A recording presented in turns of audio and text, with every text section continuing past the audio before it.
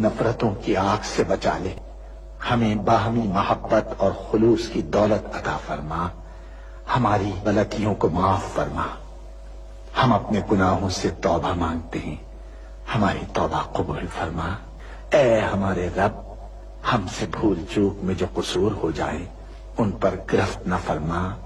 مالک، ہم پر وہ بوجھ نہ ڈال جو تو نے ہم سے پہلے لوگوں پر ڈالے تھے۔ پروردگار، جس بار کو اٹھانے کی طاقت ہم میں نہیں ہے وہ ہم پر نہ رکھ، ہم سے درگزر فرما، ہم پر رحم کر۔ تو ہمارا مولا ہے، کافروں کے مقابلے میں ہماری مدد فرما۔ اے اللہ، دشمنوں کے شر سے ہمیں محفوظ رکھ۔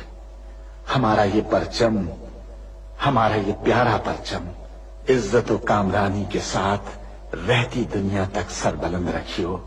اے اللہ، اپنے رحم و کرم سے اور اپنے فضل سے اس سرزمین پاک کو معدنیات اور قدرتی وسائل سے مالا مال فرما دے۔ اے اللہ، ہم سب کو حلال کی روزی حاصل کرنے کی توفیق عطا فرما۔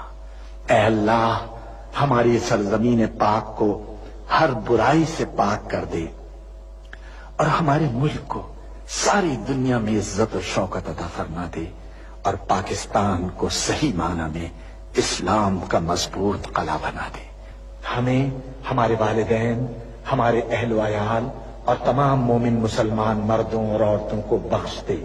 اے اللہ پاک، تو ہماری قبروں میں وحشت کے وقت ایک رفیق عطا فرما دے اور ہمیں قبر کے عذاب سے محفوظ رکھیو۔